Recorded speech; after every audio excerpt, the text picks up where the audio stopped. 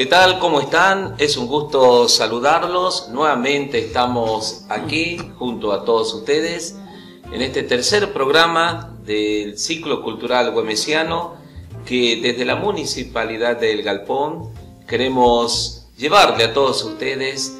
Es parte de la historia del Galpón, parte de la historia del General Güemes en sus 200 años de su paso a la gloria de este gran héroe nacional, el General Güemes. ¿Cómo te va, Enrique? Un gusto saludarte. Hola, Walter, ¿qué tal? ¿Qué tal a toda la teleaudiencia? Estamos con el tercer programa dentro de este ciclo cultural güemesiano, en donde, como dijimos en el programa anterior, vamos a seguir hablando de un tema tan atractivo para nosotros los galponenses, ¿no? Como es hablar de la Torre de Miraflores. Es un gusto de estar nuevamente, ¿no? Totalmente. Y de agradecerle a ustedes y de agradecer el apoyo que nos están haciendo llegar por este proyecto bien galponense, hechos por galponenses, ¿no? Realmente eso nos reconforta muchísimo, ¿no? El apoyo de la teleaudiencia. Totalmente, cuando nosotros sabemos que hay alguien del otro lado que nos ve, que nos escucha y sobre todo que le gusta esto que nosotros estamos contando, eso nos reconforta y también nos anima a seguir trabajando con este tipo de cosas, ¿no? En el primer programa habíamos conversado bastante de los orígenes de nuestro pueblo del Galpón. En el programa anterior habíamos introducido en Miraflores de los jesuitas, ¿no? Ese gran trabajo, esa gran obra que esta orden de los jesuitas, venida del viejo continente, había desarrollado no solo en América, no solo en Argentina, no solo en Salta, sino específicamente aquí, a unos escasos kilómetros del Galpón, ¿no? Así es, y nosotros en el primer programa, en el anterior programa, habíamos hablado cómo se desarrolló Miraflores bajo la orden de los jesuitas y cómo tuvieron que salir de ahí expulsados, ¿no? Vos sabés que por esas cosas del destino, lo que vamos a contar ahora también tiene que ver con la llegada, con un desarrollo esplendoroso y una partida al exilio también, ¿no? Porque es más o menos el recorrido que tuvo la familia Gorriti cuando llega a Miraflores y después de ahí tuvo que partir al exilio, ¿no?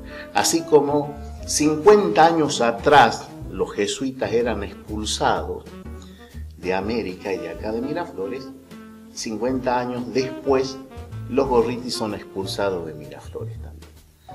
Una historia muy interesante, ¿no? Que capta la atención de muchos. Y también habíamos conversado, ¿no? Del accionar, del trabajo tan, por decirlo casi perfecto, ¿no? De los jesuitas allá en Balbuena, en la población y acá en Miraflores, Enrique. Llegó y tuvo un fin, ¿no? Un fin, vos estabas hablando de una expulsión, ¿no? Que al rey, si podemos recordar un poquito, no le agradaba totalmente lo que estaban haciendo los jesuitas acá en sus tierras, ¿no?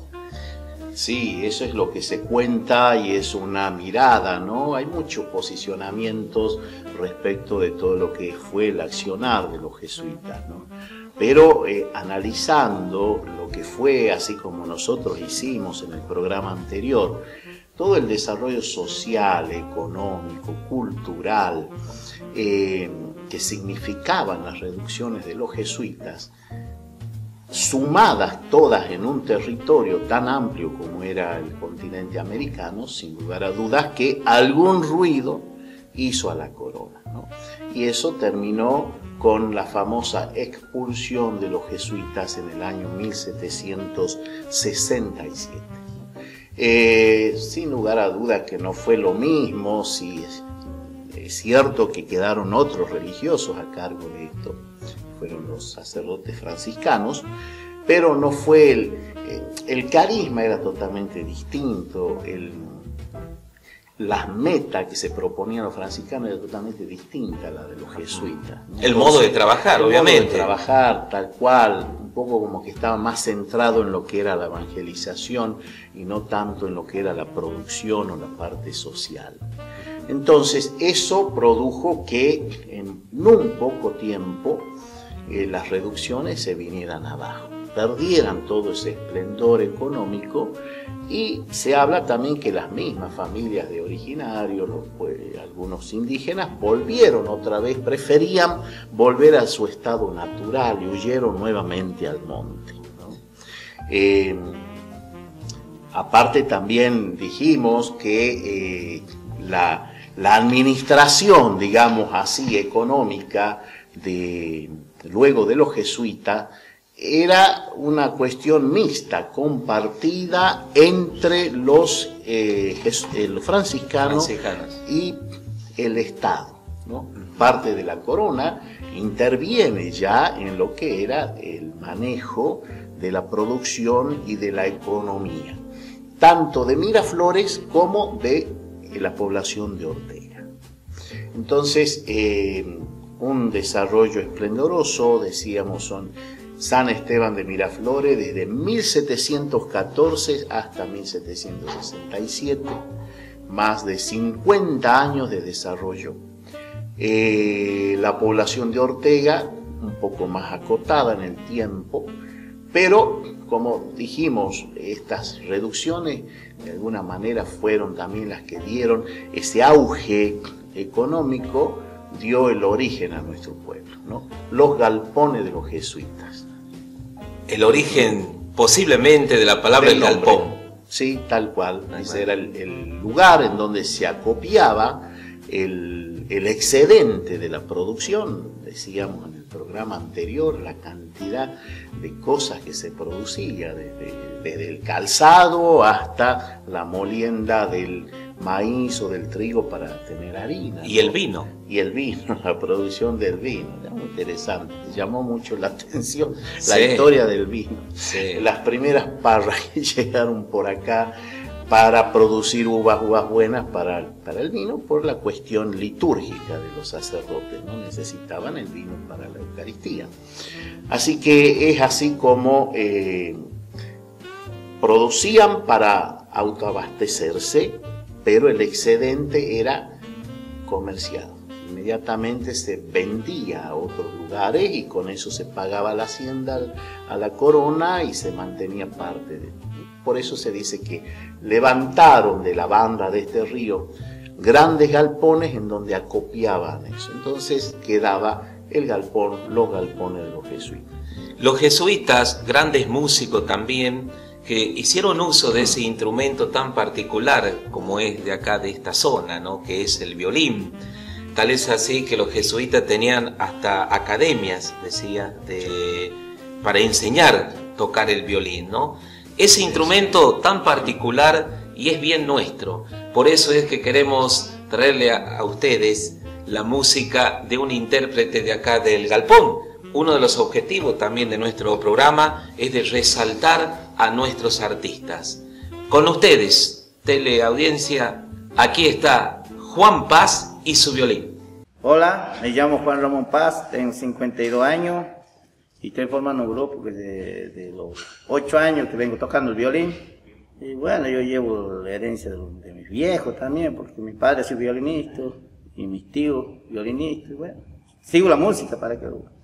Y bueno, es un orgullo de que llevo yo de la música, me gusta todo, digamos, folclore más que otra música. Bueno, ahí te entregando con Carlito Córdoba, Mario y Raúl. Ahora que me están acompañando por el momento. No, porque yo me gusta acompañar a mi madre siempre, si para eso, y nací, bueno, y estoy en eso. ¡Riverita!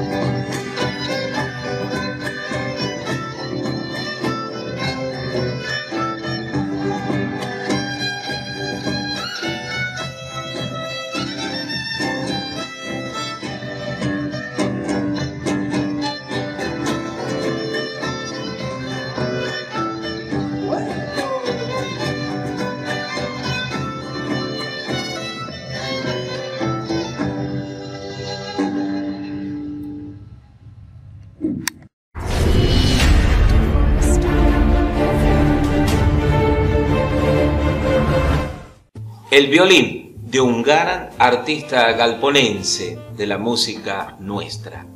Continuando con este tercer programa, de este ciclo güemesiano en honor a la muerte del general Martín Miguel de Güemes, habíamos propuéstonos para el día de hoy, Enrique, de contarle a todos ustedes la importancia de los gorritis en Miraflores. La primera pregunta, para que nos vamos situando en esta parte de la historia: ¿cómo llegaron los gorritis a Miraflores? ¿Quiénes eran? Bien, la idea de esto es destacar que Miraflores fue un centro muy importante en la historia de la zona sur de la provincia, ¿no? Por estas cuestiones que la estamos tratando. Por un lado, porque fue nada más ni nada menos que una organización de la famosa Compañía de Jesús, la Orden de los Jesuitas. Por otro lado, en algún programa también dijimos que existe una teoría que en esa zona estaba la ciudad de Nueva Madrid, sí, de la Junta, que después se junta con el Esteco, que desapareció. Y después otro hito histórico importante es que fue nada más ni nada menos que residencia de la familia Gorriti. Y en esto de ser residencia de la familia Gorriti, esa casona, una casona, una construcción importante al decir de Juana Manuela, fue testigo de muchas discusiones políticas llevadas entre el general Martín Miguel de Güemes y José Ignacio Gorriti, ¿no? Entonces vaya que ese lugar, ese pequeño monte que hoy vemos, que rodeado de montículos, de pedazos de tejas, de ladrillo, medio de jaguares y de tuscas. ¿Cuánta historia hay ahí? Exactamente. Entonces, la idea nuestra es rescatar eso, contar eso, ¿no? De sí, que no fue una cosa así nomás, digamos, sí, ¿no? Sí. Sino que fue el escenario de grandes hechos históricos. Y por eso creíamos que era más que oportuno, digamos, traer en este marco del bicentenario del fallecimiento del general Güemes, hacer presente este eslabón, porque yo digo es un eslabón que por ahí está separado, todavía sí, no se lo tiene en cuenta, ¿no? Se habla mucho del accionar de Güemes en el valle, en la zona norte, en la quebrada. Sobre todo en la frontera, ¿no? En el sur se dice que es Yatasto, ¿viste? Sí. Hasta ahí nomás, el encuentro de los generales, sí, sí. Y no se habla mucho. No se habla, en esa historia contada no se lo nombra a Miraflores. Así es. Hay la misma biografía de José Ignacio, lo mismo de Juana Manuela, en donde se habla de esto, ¿no? Por sí, eso es que nosotros, esto que vos planteabas, ¿cómo llegaron los Gorriti? Bueno, sí, queremos destacar la importancia de los Gorriti acá, en esta zona, ya en el marco, digamos así, de un proceso de emancipación nacional. Sí. Veníamos hablando de la época de los jesuitas, era más bien un proceso de evangelización, de inculturación. ¿Sí? Esto ya estamos en un proceso de emancipación. José Ignacio Gorriti, un vasco, hacendado. Ustedes saben que en ese tiempo... Además, una de las familias muy poderosas económicamente. Muy poderosa, de la época, ¿no? Que se dedicaba mucho a la producción de mulas. Producir mulas en ese tiempo era como si tuvieras una concesionaria de tractores actualmente. Mirá, porque la mula era el elemento... Pensados en el trabajo del campo. Del campo y de la guerra, porque la mula era la que reportaba los cañones, la que llevaba todo el cargamento del ejército. Y se dice, bueno, la gente de campo sabe muy bien eso, que la mula, viste, que proviene de la cruza del burro con el caballo, entonces es un animal muy resistente. Sí. Es un verdadero tractor. Era el tractor de la época, decía, aquel que hacía mulas famosas, recuas de mulas que se trasladaban desde acá al Alto Perú, ¿sí? Llevarse miles de mulas para Enrique, venderlas allá. Tal es el caso de las utilizó en gran cantidad el general San Martín cuando cruzó los Andes. Así es. Son animales de carga, mejor que el burro, dicen, ¿no? Entonces, por eso digo, y el caballo, es una mezcla entre el O sea, burro. los gorritis tenían ahí el epicentro de su poder económico. En la producción de mulas, ¿no? Y que eran muy requeridas. Y tenían grandes extensiones territoriales. Hablábamos el otro día que el rey, a la gente que se animaba a venirse en esos tiempos acá, imagínate, tenía que tener mucho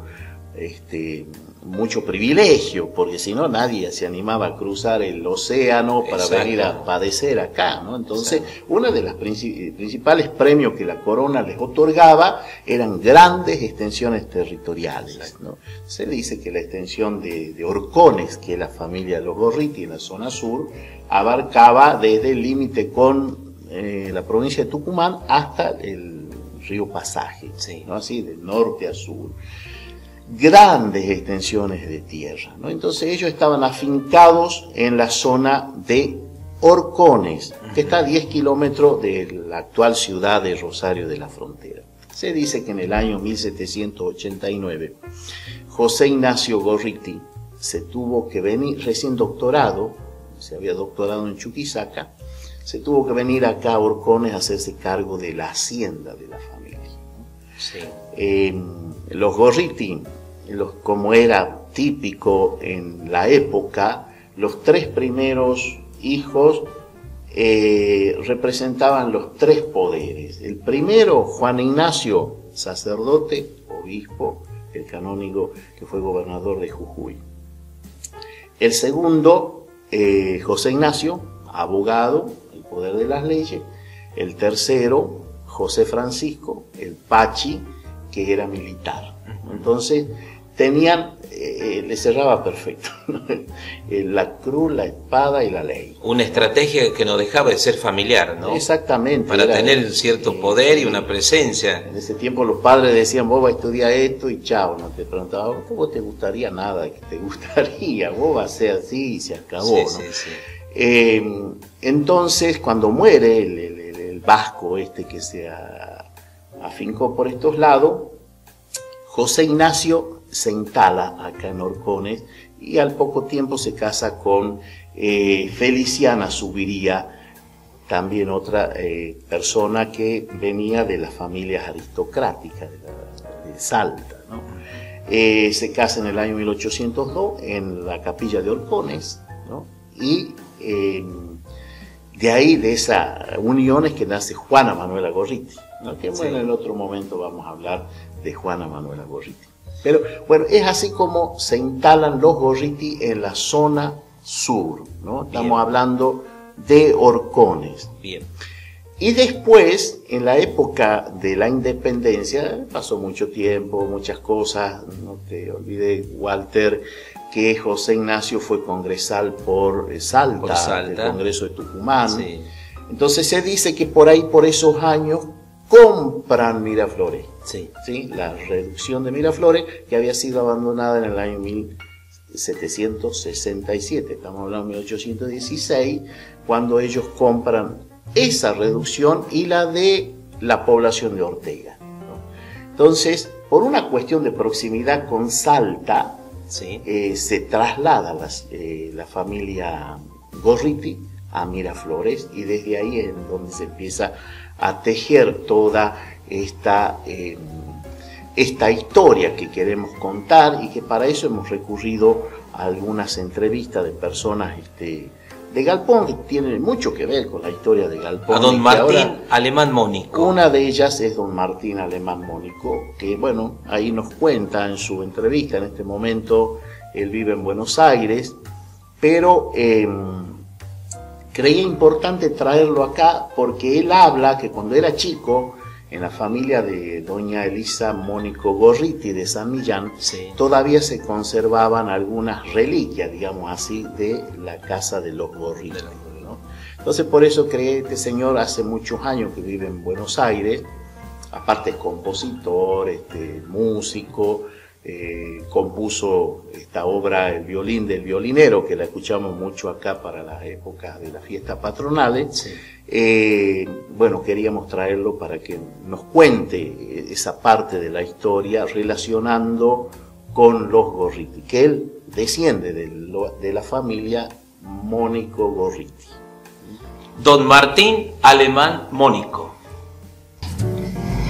Alemán Mónico, una personalidad de esta región, de la zona sur de Salta, que su familia, tanto Alemán como Mónico, supo ser uno de los primeros, de las primeras familias de aquí de Galpón, y que están muy relacionadas con la historia de Miraflores y de los Gorriti. Así que por eso queríamos traer al programa el testimonio de don Martín Alemán, que en este momento vive en Buenos Aires. Don Martín, entonces usted desciende de la familia Alemán y de la familia Mónico. ¿Nos puede comentar de quién es hijo, cómo se constituye su familia o cómo llegaron al Galpón? Sí, a Galpón llegaron por parte de los alemanes, ya estaban de antes, hace muchos años que estaban ahí, porque ellos vienen de un general que por el año 35 llegó a Salta y él se casó con una salteña y tuvo 16 hijos. Sí. Esos 16 hijos se desparramaron por todos lados y muchos fueron a parar a la zona de Metán o de Galpón. Y de ahí venimos los alemanes, hay un montón, qué sé yo. Sí. Porque aparte el apellido alemán viene del año 700, de allá de Cataluña.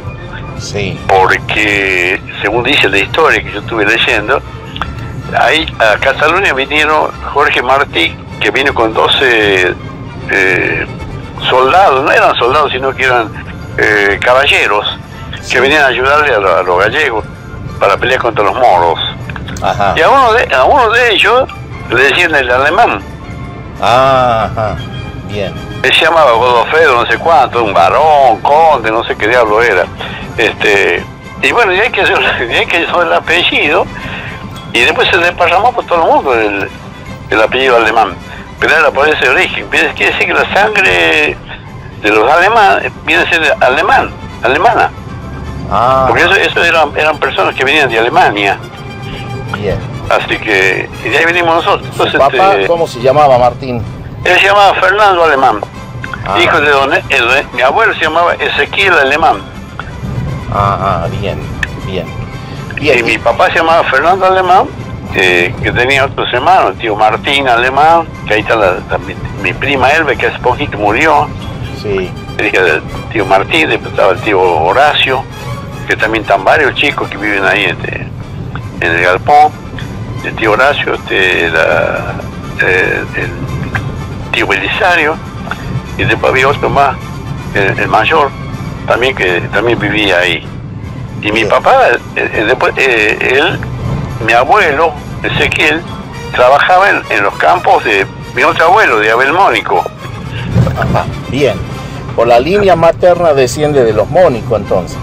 Yo desciendo de los Mónicos, y mi mamá se casó con un alemán, pero ella es hija de Abel Mónico Gorriti. Ajá. Así que de ahí venimos nosotros, y estos Gorriti son descendientes del Pachi Gorriti. Claro. Porque un Mónico, que era un señor italiano, mi bisabuelo, ese se instaló primero por ahí por Buenos Aires, después se fue a vivir a Tucumán, y en la época de los ferrocarriles puso en venta de material para ferrocarriles, ahí se hizo muy rico. Y ahí se conoció a una chica que era justamente la dueña de Miraflores. Sí. Que me parece que estaba solita, se habían muerto los padres, y salió al remate el campo de Miraflores. Ajá. Y a él, la familia no le daba mucha bola porque, claro, era un italiano. Claro. Y resulta que él compró el campo en el remate y se lo regaló a ella. Y ahí se ve que la aceptaron, y ahí se casó con ella, con una de estas chicas Gorriti. Bien. Y de ahí venimos De ahí venimos nosotros. Bien, una vez usted escribió en el Face que cuando lo mandaron a estudiar en Galpón vivía en la casa de Mónico Gorriti. Sí, en la casa de mi tía Elisa, que estaba al lado de la iglesia, que Sí. dice que ya no está más, ¿no? No, sí, se derrumbó. Y usted comentaba ahí que había algunas reliquias que pertenecían a los Gorriti. Exactamente, yo me acuerdo que había en una habitación, en una especie de tacho había ahí, había 3 sables. 2 sables de caballería y otro que era un poquito más elegante, con un cuerito y cosas doradas. Y yo lo sacaba para correr los pollos y no me dejaban. Las chicas, las muchachas, ni mi tía, no tapen, esos son los sables de los Gorriti. Ah, Que serían los sables seguramente del Pacho, del general, que estaban ahí. claro. Después yo me enteré que yo que se lo llevó al tío Abel, no sé qué, el tío Abel aún hizo cuchillo, no sé qué hizo, tío. Eso me han dicho, no sé si era verdad, pero que era así, ¿no? No sé dónde estarán esos sables, que seguramente fue a parar a mano del tío Abel, Abelito Mónico, que ya murió también mi tío Abel Mónico, Abel Mónico Sarabia. Claro, claro. Bien, don Martín, usted también es el autor de, no sé si es Samba, usted me corregirá, o Escondido, el violín del violinero. Exactamente, es un aire de escondido. Aire de Escondido. Aire Cuéntenos de Escondido. cómo apareció, cómo creció en usted la idea de poder escribir esto. Bueno, yo soy amigo de un grupo de allá de muchachos de Orlando, hermano Argüello, y siempre hacíamos algunas cosas juntos. Y un día él me pasó la música para un escondido. Entonces a mí se me ocurrió escribir a San Francisco Solano. Y después lo hice aire de escondido, porque así sonaba, me gustaba como sonaba mejor.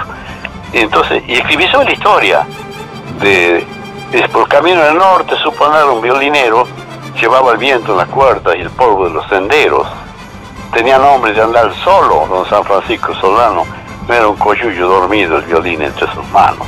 Porque él enseñaba a los indios a hacer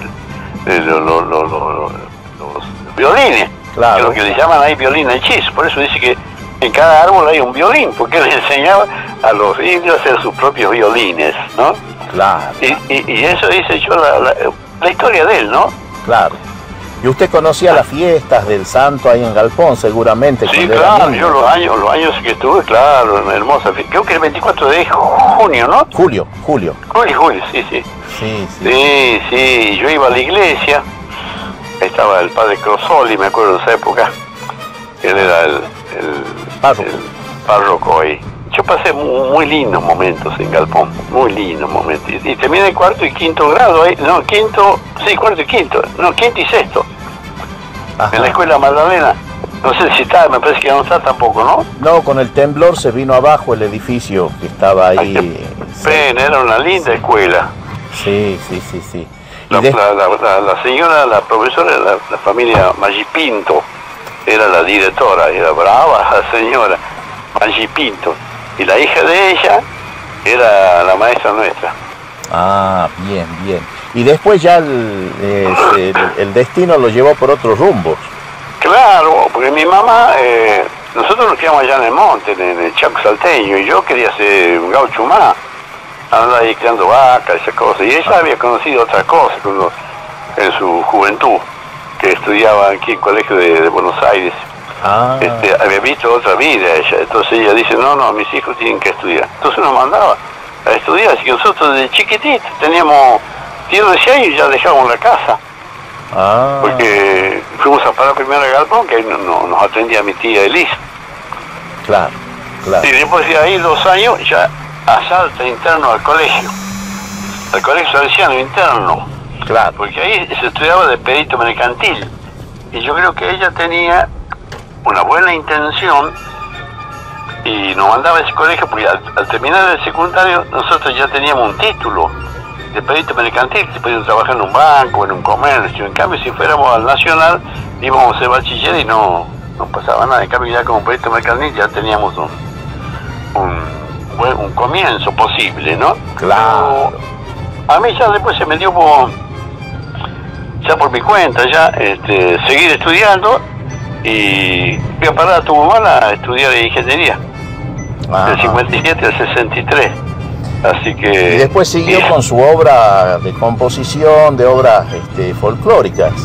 Y yo siempre, porque yo desde chiquito, yo cuando estaba allá en el monte, yo le escuchaba a los gauchos cantar sus bagualas. Ajá. Y yo le copiaba las bagualas a ellos. Y después un día se me ocurrió a mí empezar a hacer yo la mía, la propia mía. Claro. Y entonces ahí empecé con la historia de la copla. Así que la copla para mí es como una hermana que me acompaña continuamente. Yo siempre voy pensando en la copla. Y bueno, después esas coplas se hicieron canciones. Esas canciones, algún amigo se interesó, pues yo nunca las hice para que se desparramen. Ajá. Yo las hacía porque me gustaba a mí. Jamás hice una canción para decir, bueno, yo lo voy a hacer porque alguno la grabe. No me importaba. A mí lo que me gustaba era hacerla para cantarla yo. Entonces, y así aparecieron amigos, artistas interesados en lo que yo escribía. Uno de ellos, el más importante, fue el Turco Cafrune, que fue el que primero me grabó las primeras canciones, las grabó él, y me insistió, cosa que hasta el día de hoy yo le agradezco, pero eternamente, me insistió para que me haga socio de Sadei en el año 74. Entonces me hinchó tanto, y yo le decía, Turquía, no, a mí no me interesa, no, me decía, yo le voy a grabar mucho a usted, compadre, yo le voy a grabar mucho a usted, si no, no me va a cobrar un peso. Entonces, me insistió, cumplí los requisitos, hice el examen para ser socio de Sadei, me hice socio de Sadei en el año 74.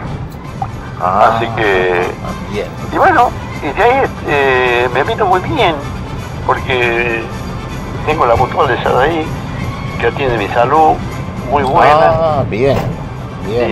No pago un peso yo, porque como ya tengo más de 75 años, ya, y más de 30 y pico de años de socio, ya se considera que hay un decreto por el cual todos esos viejitos como yo tienen que estar atendidos gratis. ¿Y tiene alguna composición con Don Abel? Con Abelito nunca hemos hecho nada, pero una vez él tenía una canción con otro poeta de allá de Cafayate, un gran poeta, ¿cómo se llamaba? No, a mí me voy a acordar el nombre.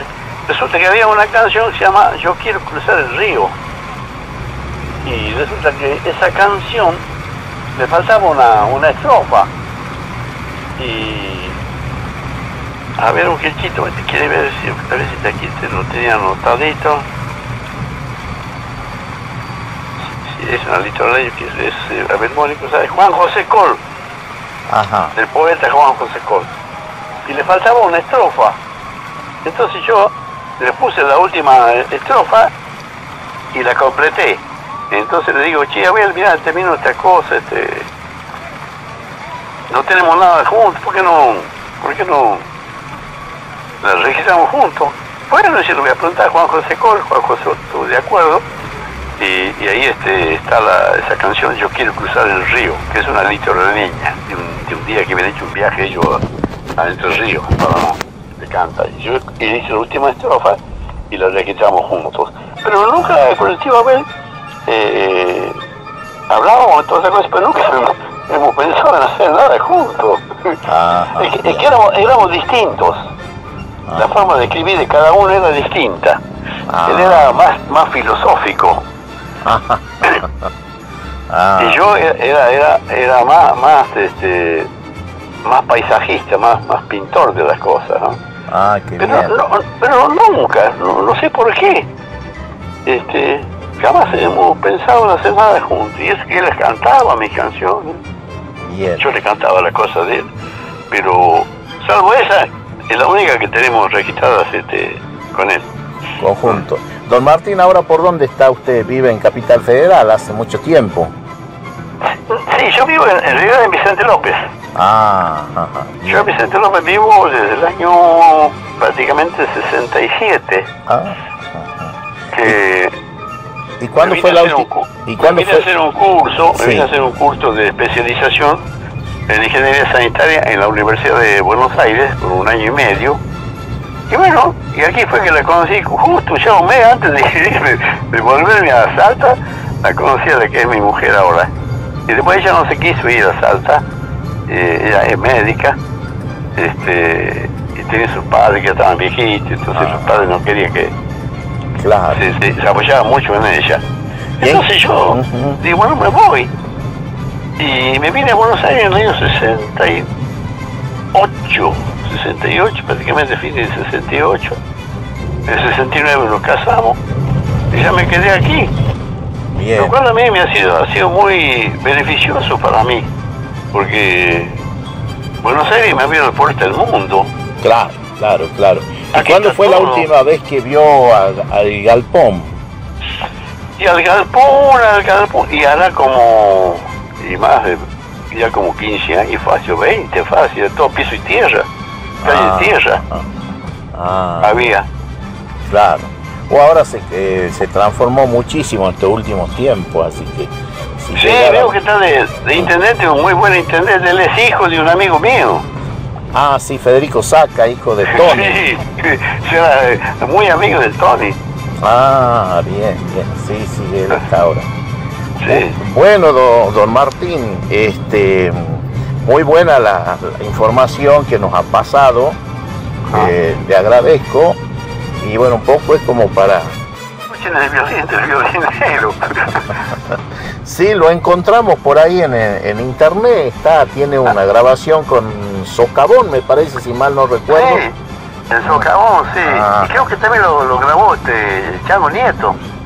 Ah, bien, bien, bien. Sí, Chango Nieto también grabó. Ajá. Y varios más, grabaron varias Bien. grabaciones tiene. Bien, ¿alguna otra cosa más que quiera agregar, don Martín? No, nada más, que mandarle, como digo, un abrazo grande a todos los galpeneños, mis parientes, que todavía hay muchos ahí. Sí. A veces lo veo aparecer a esta chica Vaneta, alemán, Vaneta, Sí. que creo que es hija del gringo, de su padre creo que es el gringo Vaneto, el abuelo. Claro, claro. Sí. Sí. Aparece por acá por el Facebook, yo la veo, manden saludos. Bueno. Y de quien siempre recuerdo y lo tengo en mis oraciones del varón alemán, mi primo. Ah, bien. Sí. Hace poco falleció, hace 2 años, 3 años. Sí, un gran cantor, Sí, él tuvo cantaba muy bien. sí, se dice que tuvo la experiencia de grabar en Buenos Aires también, que incursionó en la Sí, música. allá en los comienzos, cuando había empezado el Club de Clan, todas esas cosas, él vino y grabó acá. Inclusive creo que había grabado un simple, una cosa así que lo pasaban Sí, lo pasaban ahí por la radio. sí, acá la gente lo pide mucho al Río Revuelto, dicen que se llama. Río Río Salvaje, Río Salvaje. Río Salvaje, sí. Y ese es de mi primo. Y él es primo suyo, Primo hermano, claro. primo hermano. Pues él es hijo de mi tío Horacio, hermano de mi papá. Claro. Bueno, muy bien, don Martín, ha sido un gusto, la verdad. Y bueno, ya no falta la oportunidad para que sigamos conversando sobre Galpón y la gente. Bueno, cuando quiera, yo estoy acá en casa. Bueno, muchísimas gracias, que tenga buenas A usted. noches. Chao. Un abrazo grande, gracias. Hasta luego. Hasta luego.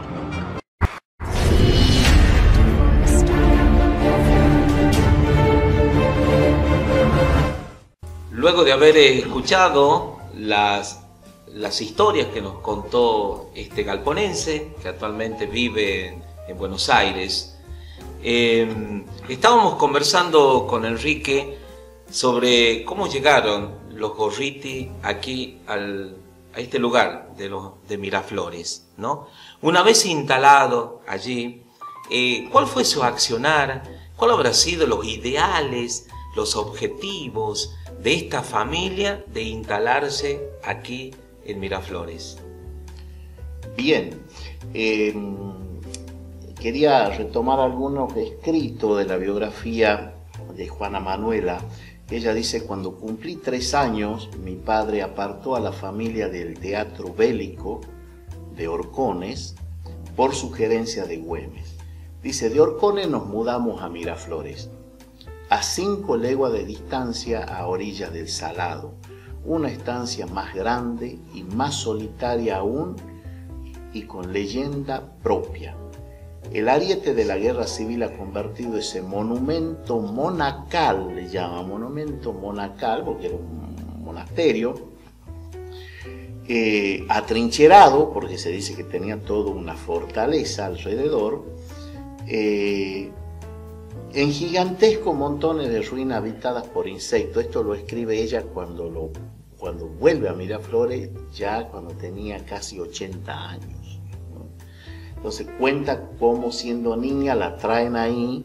Por eso Juana Manuela nace en Horcones, pero sí, la vida de ella en Argentina, que hasta los 14 años, que es cuando se van de la Argentina, sí, la pasa en Miraflores. Por eso en su biografía íntima ella habla de la infancia en Miraflores, no habla de otra cosa, de Horcones, porque ella está diciendo a los 3 años salió de Horcones, ¿no? Sí.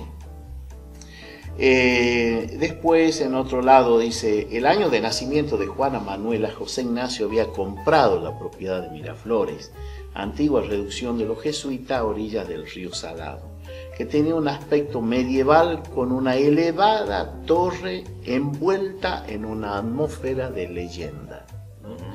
La torre campanario de los jesuitas luego se convierte en la torre de vigía de los Gorriti, porque ellos estaban en todo lo que era cuestión de guerra, ¿no? Sí. Entonces era un lugar estratégico con quien, si ahora va mirando hacia el sur, ves que está sobre una colina y hay todo un bajo hacia el sur, ¿no? Entonces eso se convertía en un mirador importante de donde Gorriti podía ver los movimientos en la zona sur, ¿no? Después dice, bueno, esto es algo que nos contó el ingeniero Clérico, me acuerdo cuando le hicimos una entrevista, dice: después de la independencia, Miraflores pasó a ser de los Gorriti. Se cuenta en un libro que allí nació Juana Manuela y que cuando eran perseguidos por el régimen rosista tuvieron que huir y ella salió de Miraflores, ¿no?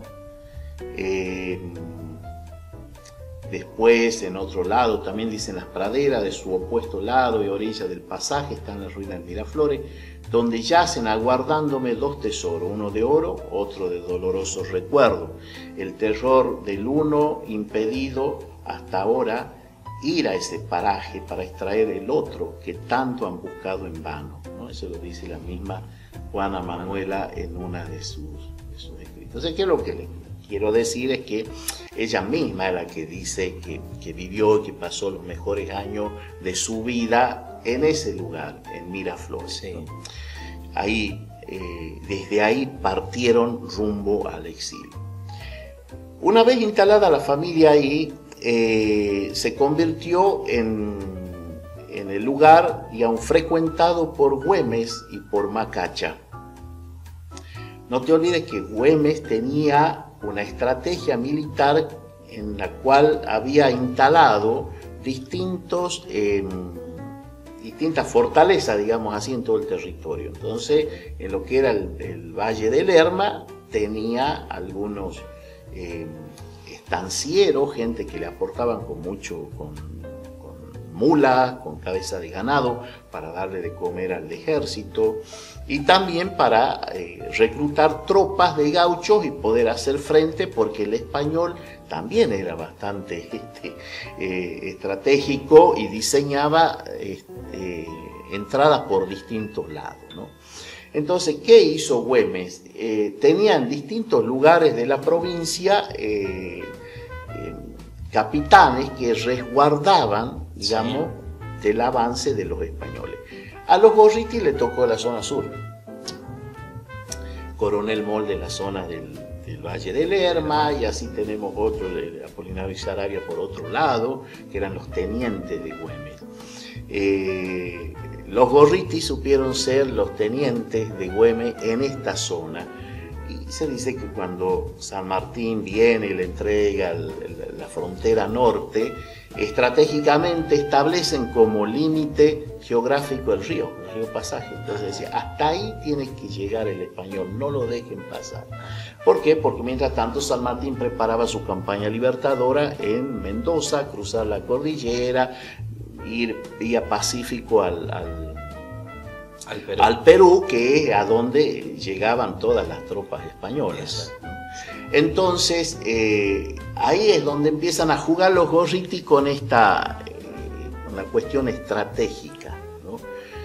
Y con una situación muy particular, porque que también algunos dicen que es estrategia propia de la familia, el hecho que Juan Ignacio, que era religioso, no compartía los ideales de Güemes. José Ignacio sí compartía los ideales de Güemes. Y José Francisco, que era el Pachi, no compartía los ideales del otro, estaba en otra línea. Por eso cuando lo corren al exilio, el que se queda acá es Pachi. Y él es el único que murió bien y fue enterrado solemnemente en la Basílica de San Francisco. O sea, las familias divididas también por las cuestiones políticas. José Ignacio era unitario y bueno, después cuando perdieron le dieron un plazo corto para que abandonaran el país y el Pachi se quedó acá, ¿no? Entonces, en esa situación de los tres líderes de la familia Gorriti, de alguna manera los tres aportaron a la campaña emancipadora de Güemes, ¿no? Mitre, hoy que Mitre es uno de los primer historiador, el primero que escribe sobre la historia argentina. Sí. En la historia de Belgrano, cuando él relata la batalla de Tucumán, ahí destaca, él dice, la columna que pertenecía a los Gorriti era una columna infernal, ¿no? Y él destaca también, dice, producto de la cruza de los vascos con los indígenas. Entonces tenían una forma de pelear que eran casi salvajes, ¿no? Eran salvajes en el campo de batalla, ¿no? Bueno, todo, digamos, como que imaginando, ¿no?, en el escenario, ¿no? Te imaginas en las salas de Miraflores con José Ignacio Gorriti, que era todo un caballero, lo describe así en la historia, discutiendo cuestiones estratégicas con Martín Miguel de Güemes, o la mujer de Güemes, Carmen Puig de Güemes, con Macacha, ¿no? Y en el medio Juana Manuela Gorriti, que ella también cuenta que dice cuando llegaba el general, le había puesto de apodo la flor de la maleza, ¿no? Porque era bonita, lo de flor, y lo de la maleza porque era terrible de niña ella misma, dice, ¿no? Entonces que cada vez que llegaba perdón, Martín Miguel, la alzaba en sus brazos, dice, y le llamaba, aquí está mi flor de la maleza, ¿no? Entonces todas estas personalidades de la historia estuvieron ahí en Miraflores, ¿no? Así que de ahí que queríamos rescatar esto de, como me preguntaba hace rato, cuál era el accionar de los Gorriti. Sí. Inclusive después de muerto muerto Martín Miguel de Güemes, hay otros párrafos en donde se escribe, se dice que mandan emisarios de Salta a Miraflores para pedirle a José Ignacio que se hiciera cargo de la gobernación, porque me imagino después de la muerte de Güemes la ciudad quedó totalmente dividida, y dicen, bueno, fue José Ignacio, pero decidió instalar circunstancialmente la sede del gobierno en Miraflores hasta que se tranquilicen las aguas en la ciudad. ¿Qué estrategias? ¿Qué estrategia? Y el lugar, la importancia del lugar, ¿no? O sea, ahí tuvo José Ignacio gobernador también, ¿no? Entonces, fue un escenario por donde caminaron muchísimas personalidades de la historia, ¿no? Escenario de la historia, grandes escenarios de las vivencias y de las extraordinarias experiencias de quienes gestaron por nuestra patria, ¿no? Y nos vamos a trasladar a un escenario ahora para compartir con ustedes, con todos los que nos están siguiendo en este programa, a la Academia Municipal de Danzas Ceibal Adultos. Con ustedes. La quiero, por eso le dedico esta aventura de una vida de sueños y de herencias, porque sé que soy salta en mi conciencia y es ella la que me habla de ternura. mi lengua goza su dulzura y mi canto se bebe su paisaje. Es que la siento unida a mi cordaje, lo mismo que una madre a su criatura. Por eso exclamo en todo su distrito, con el pecho estallando en la garganta: salta aquí donde habita quien te canta y quien muere por vos en cada grito.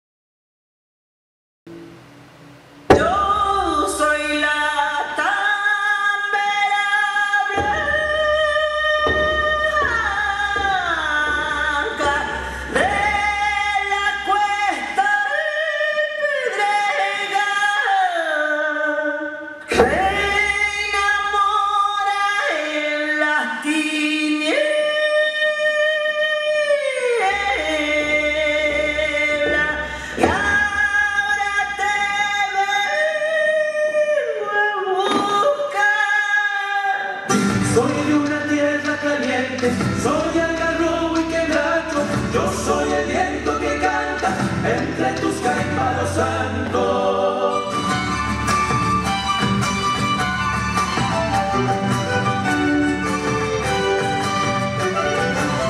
Soy chico macho y bermejo, soy el salvaje bravío, yo soy el golpe de hacha y el árbol caído.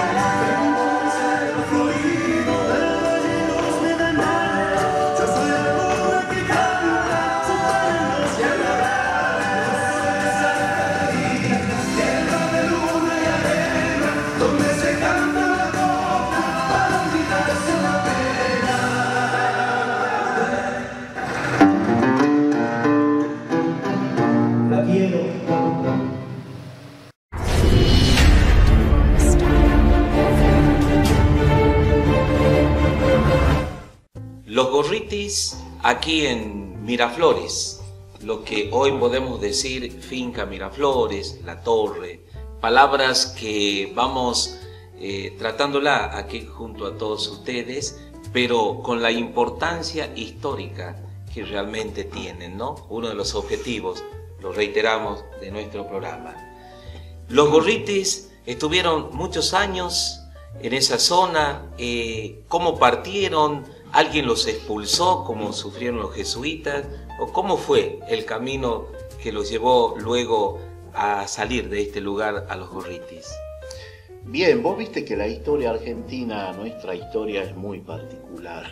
Desde el momento mismo que se declaró la independencia o desde antes con el primer gobierno patrio, siempre tuvimos estas cuestiones. Hoy en día se habla tanto de las grietas, sí, pero en la misma semana de mayo tuvimos grietas, los morenistas contra los saavedristas, y de ahí hasta el día de hoy estamos marcados por esa historia de ir en dos líneas, los unitarios, los federales. José Ignacio era pro-unitario. Entonces cuando son derrotados lo obligan a irse, si no le pasaban de huello a todo. Todo iban al paredón, así. Ganaba una línea y mataba la anterior. Exacto, esa historia, en la historia argentina tenemos más bajas con luchas intestinas del interior que con luchas por invasión de otras potencias, de otros países. Enrique, nada sirve lo que el anterior hizo, ¿no? Eso es propio de la Argentina, ¿no? También lo podemos ver en la actualidad, ¿no? Nada se puede reconocer, algo, ni un poquito, no sirve para nada. Y así es nuestra historia. Así es, en este caso, bueno, tantos años de los unitarios, bueno, habían sido derrotados, se tenían que retirar. Sí. Tenían que, o directamente lo fusilaban. Entonces, en el año 1831, ellos tienen que abandonar Miraflores. Tienen que abandonar el país. Los Gorriti. Los Gorriti tienen que salir de acá del país. Tal cual como le hicieron a los jesuitas. Tal cual, por eso te decía al comienzo del programa se repite la historia. Ya en el año 1767 una orden del rey expulsaba a los jesuitas. Sí. Acá 1831 el régimen rosista expulsaba a los Gorriti. Se tenían que ir de acá. Entonces estuvieron en Miraflores aproximadamente 15, 16 años. Sí. Que si vos lo relacionás son los años que tienen que ver con el accionar militar de Güemes. Falleció en 1821, estamos en el bicentenario del fallecimiento. Desde 1814, 1816 que ellos se instalaron acá, bueno, Güemes ya empieza un poco antes, pero desde la revolución, desde la independencia, desde 1816 a esta parte, digamos, es el mayor accionar que tuvo el general Güemes y es el tiempo que estuvieron los Gorriti acá en Miraflores y que tuvieron que abandonarla porque, bueno, tenían o la muerte o se iban del país. Tuvieron que partir a Bolivia. Sí. Se fueron a Bolivia, salieron de Miraflores. Hay un libro muy interesante en donde Juana Manuela relata cómo fue, le llegó la noticia de noche, tenían que salir de noche, que prepararon toda una caravana. Bueno, así la familia Gorriti tuvo que salir del país y les tocó la noticia de partir al exilio estando en Miraflores. Dice Juana Manuela que ella tenía 15 años, como una cuestión de anécdota, ella cuenta que pasando cerca de Tilcara actualmente, la mula que le había tocado a ella era una mula coja que rengueaba, entonces que tuvieron que cambiar la mula. Y era toda una caravana de gente con carretas, con coches, sulkis, que se trasladaban a Bolivia, ¿no? Entre ellos, que partieron de Miraflores, estaba Manuel y Dionisio Puch, que eran hermanos de Carmen Puch de Güemes, esposa de general Güemes. Manuel era esposo de la hermana mayor de Juana Manuela, que se llamaba María. Y también dice, marcharon con ellos Rudecindo Alvarado, que también compartían la misma ideología, y Rudecindo Alvarado, bueno, es uno de los capitanes también y que lleva el nombre de nuestro fortín, ¿no? Y también Juan Antonio Álvarez de Arenales, ¿no? Entre las personalidades importantes que salieron de Miraflores rumbo al exilio.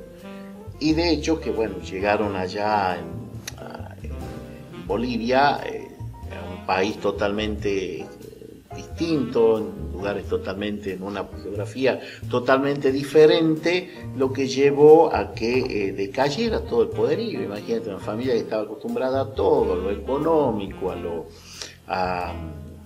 a otra cuestión geográfica, otras características geográficas, de pronto tiene que afrontar un nuevo lugar, un nuevo espacio geográfico sin ningún tipo de poder, ¿no? Entonces se dice que ellos fallecieron, que fue uno de las familias que dieron todo por la patria. Ajá. Perdieron todo, a tal punto de morir en extrema pobreza ya allá en Bolivia.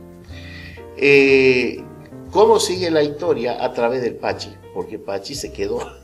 Ajá. Porque Pachi no estaba enrolado con los otros hermanos. Sí, sí. Entonces él se quedó acá, se casó, tenía su esposa, tenía sus hijos, y a través de él es que se produce, digamos, la descendencia de los Gorriti a través de la familia Mónico, que es la que nosotros conocemos en la actualidad, ¿no? Entonces teníamos la misión de los jesuitas, Miraflores de los jesuitas, Miraflores de los Gorriti, y después pasa a ser Miraflores de los Mónico Gorriti, ¿no?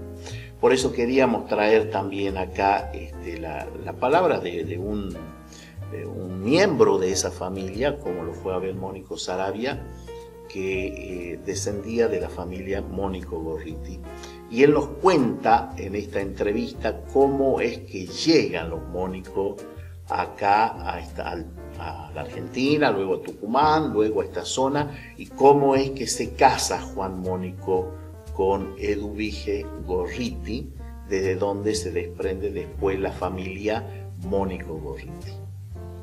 La compartimos.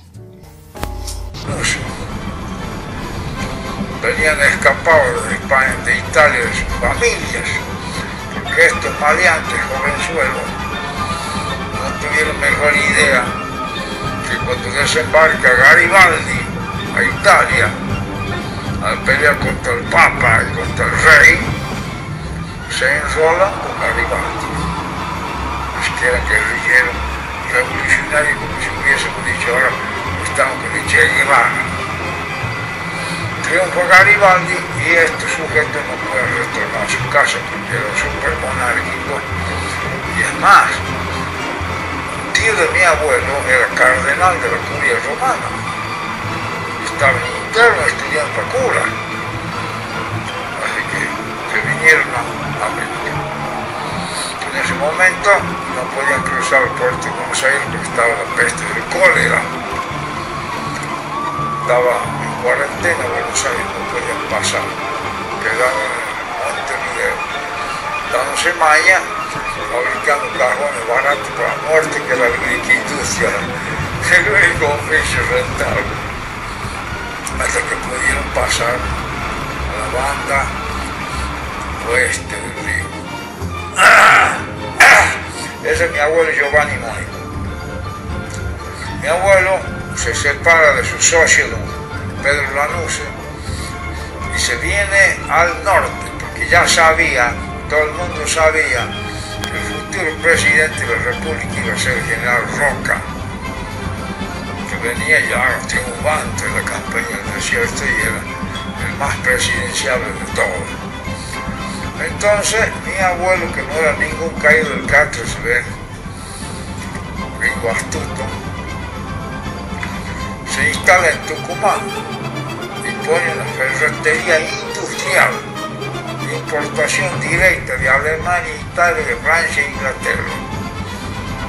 Porque él ya sabía que el general Roca, al asumir la presidencia, iba a poner ferrocarril en Tucumán. Y la industria azucarera se iba a multiplicar y se iban a los ingenios, se iban a remozar, que así ocurrió. Así que mi abuelo ha hecho una inmensa fortuna, enormemente rico, sí, a tal punto que el primer automóvil que transitó las calles de Tucumán era de mi abuelo, con un chofer italiano con polainas hasta arriba y gorra de cuero. Después compró el doctor Ernesto G. Padilla, a la sazón gobernador de Tucumán, el segundo automóvil. Mi mi abuelo, don Juan Giovanni, se vienen unas famosas fiestas de San Francisco Solano en el Galpón, que se llama el Galpón actualmente. Antiguamente se llamaba el Galpón de los Jesuitas. Los jesuitas tenían una reducción grandísima de San Esteban de Miraflores, volando al río, cultivando todo, tierra hermosa, riego permanente del río Pasaje, tenían molino hidráulico, aserradero hidráulico, emporio. Entonces, antes que vengan las grandes crecientes, hacían cruzar con carreta al río los cereales, ya el trigo ya estaba, algún maíz de primicias también, y los depositaban en la banda en grandes galpones para distribuirlo de ahí por todas las reducciones jesuíticas que estaban, de Valbuena, de Talavera, de Macapillo y hasta Santiago del Estero. Ahí se eran los famosos galpones de los jesuitas. Pues, el viejo don Giovanni manda una vez unas carretas con, yo supongo que serían machete, hachas, taladros, mecha, herramientas. El jefe de la tropa vuelve, dice que en 2 días ha liquidado las 3 carretas que llegaban cargadas. No se daba abasto. Entonces el año siguiente se va en personal dueño con 20 carretas. Torniquetas, alambres, de todo llevaría. Y ahí la conocí a mi abuela, doña Eduviges Gorriti, bisnieta del general don Pachi Gorriti, José Francisco. Era la única que quedaba en Miraflores. Ya, pariente. Estaban emigrados, los que corren la tiranía rosa, andaban por Bolívar, estaban muertos. Y ella estaba en poder de un tutor, que en aquellos años la mujer no tenía derechos civiles. Siempre estaba en el tutelaje de los padres, de los hermanos mayores, de los tíos. Se enamoran, ambos. Gente comedida lo presenta un té seguramente. Y nace Cupido con su flecha. Pero ¿qué pasa?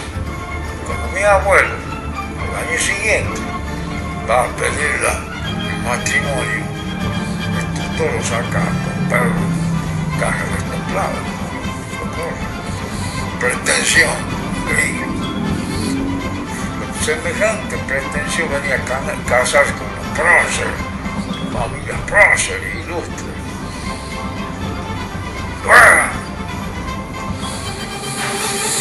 Sin embargo, este gringo, como era muy rico y muy tenaz, un buen día sale al remate la última propiedad que le quedaba a los Gorriti, Miraflores, pública subasta, y la compra en Tucumán, al banco. Y se viene ya con el juez de paz, la fuerza pública, a tomar posesión. Y dice la gente, que yo conocí una viejita, doña Pancha Flaca, que era pariente nuestra, que dice que ella estaba ahí, que era chica de 14, 15 años. Cuando llegó don Juan, dice, con la policía y la justicia venía. Y el tutor era malo, lo sacaron. Es que le dice a él, vea señor, yo no he venido a hablar con usted, sino con la dueña de esta propiedad. Así que hágame el favor, llámela a la señora. Entonces dice que la señora, estos son los títulos de su propiedad que la acabo de comprar en pública subasta. Son suyos. El señor tiene un plazo de 1 semana para irse usted de esta casa. Afuera, hijito. Y así fue como se casaron. Doña Eduviges con don Giovanni. Y de ahí vengo yo. Soy Mónico y Sagaria por mi madre.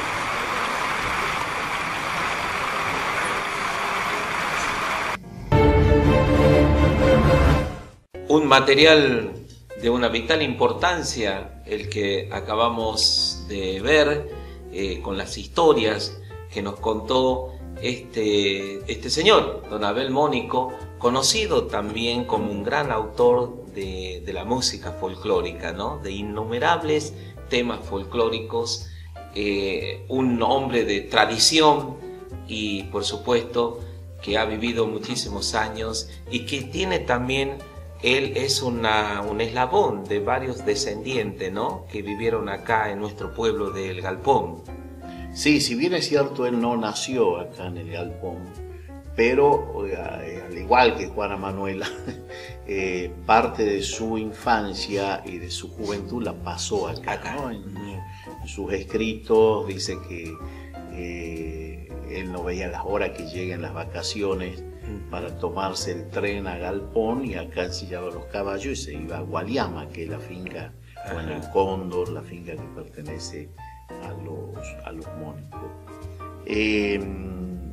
Su papá era Mónico Gorriti, su mamá era Saravia, por eso él es Mónico Saravia.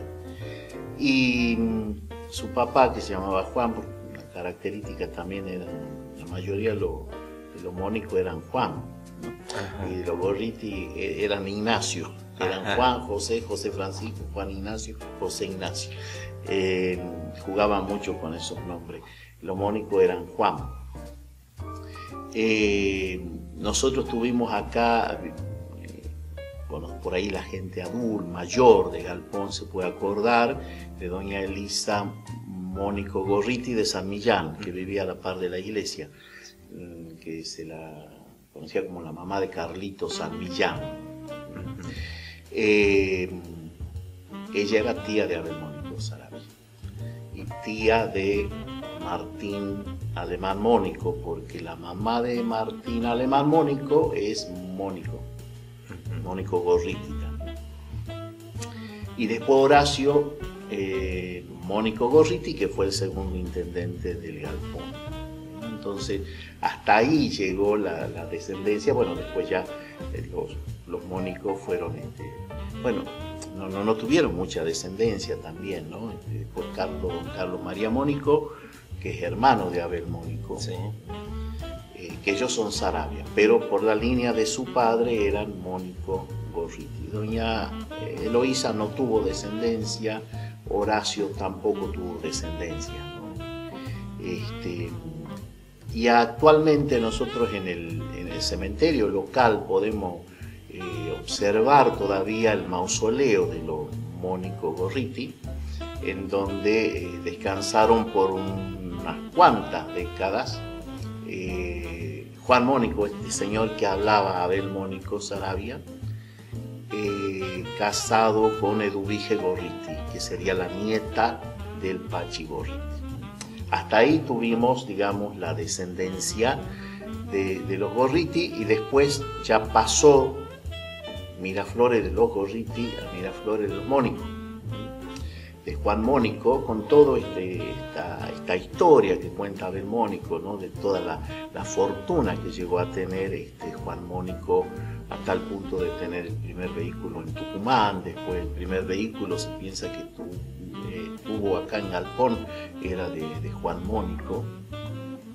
Y después de la mano de Mónico pasa Miraflores ya a Clérico Hermanos, con el auge del desarrollo de la industria del arroz. Entonces, eso fue más o menos como fue pasando, digamos, de una familia a otra Miraflores, y actualmente pertenece ya a la industria esta azucarera de la familia Avellaneda, ¿no? Santa Lucía. Para el historiador salteño Bernardo Fría dice: Gorriti fue la más hermosa figura política en su tiempo. Dice: su temple, su alma y su honestidad no encontrarían superiores entre los célebres varones de Salta. Así que era todo un señor, todo un caballero. Y Enrique, y lo tenemos acá en nuestra plaza central, ¿no? El busto de José Ignacio Gorriti, ¿no? Sí, desde 1917, o sea, ya hace más de 100 años, cuando los primeros galponenses empezaron a diseñar la urbanización del pueblo, ellos pensaron en rescatar esta historia que nosotros estamos contando. Por algo la Escuela Magdalena lleva el nombre de Macacha. Macacha estuvo en Miraflores. Y por algo la plaza lleva el nombre de José Ignacio Gorriti, que siendo niño no me la supieron contar quién era José Ignacio. Yo aprendí después siendo grande quién era José Ignacio y por qué está ahí en la plaza, ¿no? Sí. Se dicen que está escrito en un libro del Consejo Municipal de Metán, cuando ellos designan cuál sería la comisión que va a recibir las autoridades en la estación de trenes de Metán, porque para inaugurar ese busto venían representantes de la gobernación de Jujuy, de Salta y de Tucumán, porque eran las 3 provincias en las que se había destacado José Ignacio. Justo se producía la inauguración, la apertura del ramal de trenes que iba de Metán a Barranqueras allá en Chaco.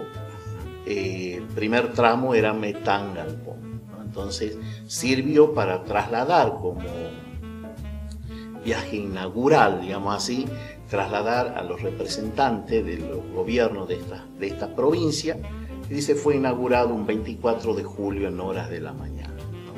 ¿En un día patronal? Sí, en el día de las fiestas patronales, de 1917. Hace más de 100 años que tenemos a José Ignacio ahí en el medio de la plaza. Bien, estamos llegando al final de esta tercera edición de este programa del ciclo cultural güemesiano. Enrique, como para ir adelantándole a nuestros televidentes, en el próximo, ¿qué tema vamos a ir conversando? Bien, en el próximo programa vamos a meternos un poco más de lleno en lo que fue el accionar de Güemes en esta zona, cómo es que se llega a producir esto que vivimos actualmente, que es como un culto a Güemes, ¿no? Con todo una serie de elementos que tienden a enaltecer la figura del general, ¿no? Que lo estamos viviendo de manera particular en este tiempo, porque también hay que decirlo que en otro tiempo de la historia el general fue prohibido. Sí. Era prohibido hablar de Güemes en las escuelas, era considerado pernicioso, malo, inculto, ¿no? Se lo relacionaba mucho con la gente del campo, como que no era un modelo a seguir. Sí. Rebelde, ¿no? Rebelde, totalmente rebelde, mucho revolucionario. Choque con sus superiores de mayor edad. Claro, y con la misma, no te olvides que él era hijo del tesorero del rey aquí en estas tierras, más o menos. Entonces significaba toda una revolución, una rebeldía de decir, bueno, cortemos los lazos con la corona, ¿no? Cuando él mismo juntaba los fondos para la corona, ¿no? El impuesto para la corona. La verdad que es muy bueno que se lo haya recuperado en estos últimos años. Se peleó mucho, recién hace poco se sacó la ley del feriado del nacional, recién hace poco se lo consideró como héroe nacional, porque se habló mucho y se habló mal de Güemes, como ese caudillo, ese gaucho, ese hombre de campo, rebelde, guerrillero, ¿no? Y en estos últimos tiempos, bueno, se empezó a enaltecer. Y en esta zona se vive, no podemos estar exentos de eso, de todo este fervor patriótico y todo este culto que el gauchaje de Galpón le rinde al general Güemes. Así que de eso vamos a estar hablando en el próximo programa.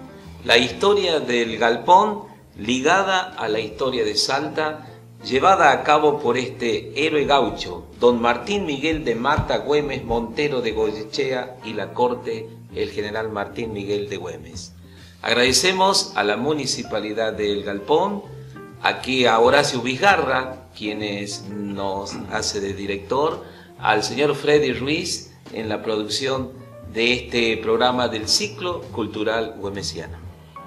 Así es, muchísimas gracias, y a todos los que nos siguen y que gustan de la historia, le mandamos un gran saludo, y también todos aquellos que tengan historias relacionadas o que sepan, tengan otros detalles o fotos que tengan que ver con esto, que nos las hagan llegar, o que nos hagan llegar los comentarios, porque por ahí tenemos mucha gente que vivía en Miraflores. Bueno, en el programa anterior entrevistamos a algunas personas, pero bueno, todo aquel que tenga alguna historia, estaría bueno que nos haga saber. Freddy se traslada allá, lo entrevista y la damos a conocer a todos, ¿no?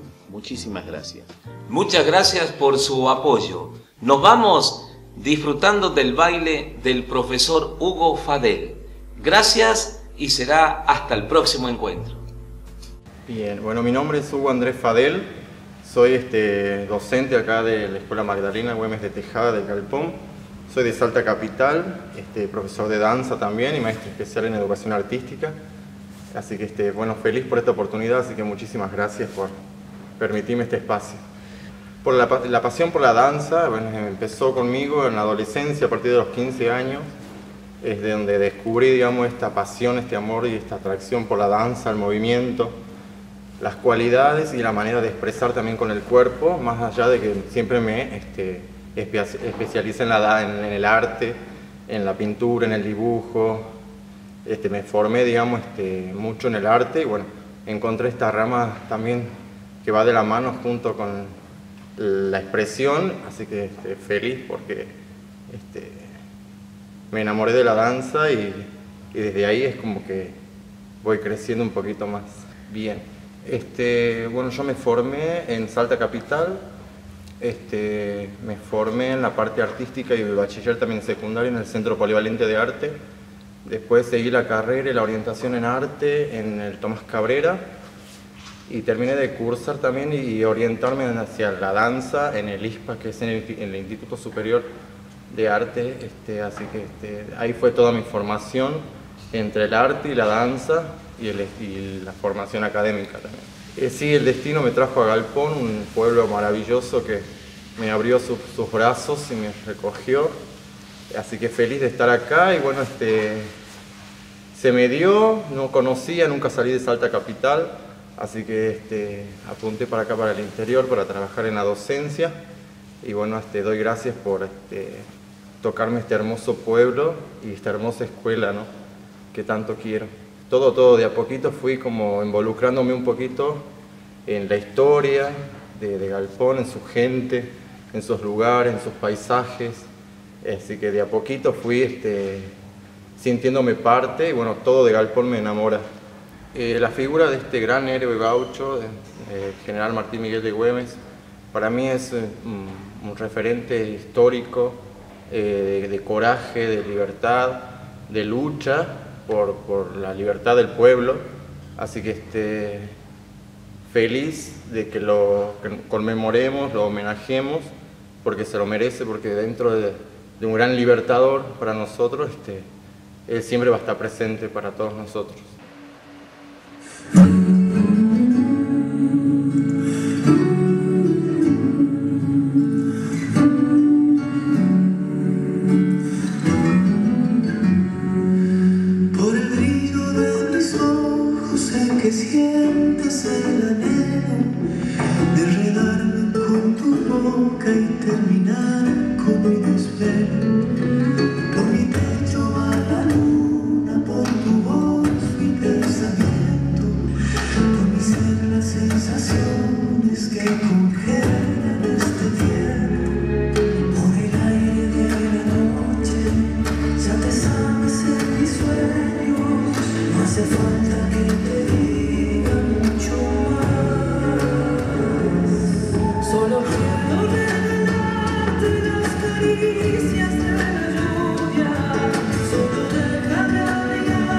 Con la arena de las dunas